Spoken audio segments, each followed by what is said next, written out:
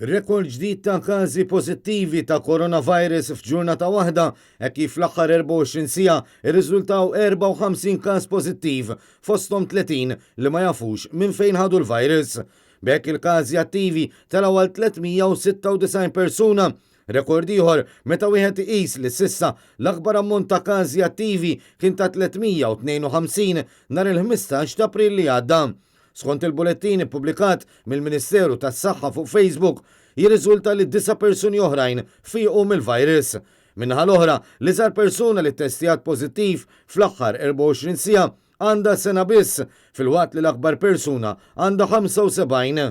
24 persuna oħra ġew minn każi magħrufa qabel.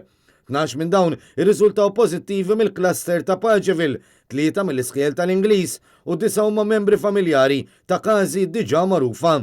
B'hekk fuq jumejn pajjiżna reġistra 94 każ ġdid ta' coronavirus biex issar każi totali minn Marzu li għadda l-hawn ilaħqu l-1089. Sa dan it-tant minkejja li din il-ġimgħa saret laqa li damet 8 sigħat bejn l-MCSD u l-Gvern, l-Assoċjazzjoni Medika Maltija l-MAM ma ħarġet kuntenta xejn minn Kastilja, tant li t-tobba se jkomplu għaddejjin bid-direttivi tagħhom. Mit-tnejn jissoħtaw l-azzjonijiet industrijali ordnati mill-MAM fl-outpatients. Anke l-ispiżjara żammew fis-seħħ l-azzjonijiet tagħhom b'appoġġ għal pożizzjoni meħuda mit-tobba. Il-MAM ma kienx aċċettat il-proposta tal-Gvern biex l-attivitajiet tal-massa ikomplu b'massimu ta' 300 persuna. Anke l-professjonisti li jaħdmu fil-Public Health Medicine qalu b'mod dirett li għandu jitħassar kull avveniment tal-massa.